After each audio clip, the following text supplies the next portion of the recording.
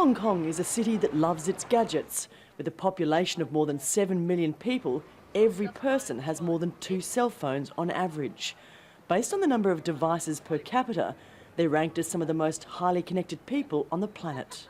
I have a mobile phone, 2 iPads, a laptop, a desktop computer, a Blu-ray drive, a CD player, and an audio amplifier. But that affinity is stretching Hong Kong's landfills to the limit. About 70,000 tonnes of electrical equipment is thrown out every year.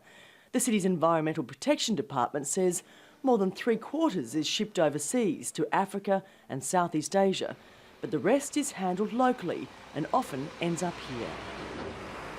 That's all about to change. This is one of 6 collection points where electronic devices such as old computers, TVs, air conditioners and refrigerators are delivered.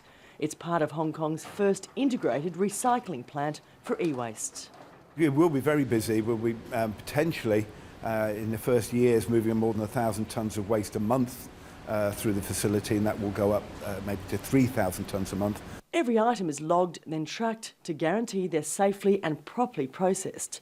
Once dismantled, hazardous materials are removed and secondary raw materials like plastics and copper are recovered and recycled. The contract targets that we will recycle better than 80% of the material. In fact, we think we can do probably 85% of that material, which I think is pretty good, really. The other material we can't recycle will actually be being destroyed.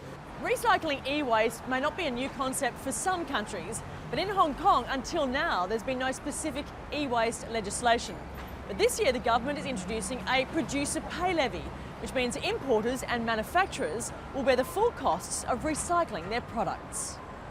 It's a policy welcomed by environment groups who say Hong Kong is doing catch-up with the rest of the world.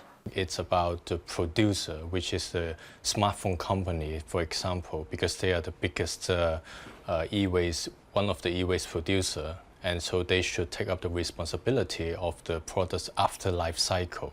With a target to cut the city's e-waste by 40%, many now hope this new approach will help Hong Kong abandon its reputation as one of the biggest e-dumpers in Asia.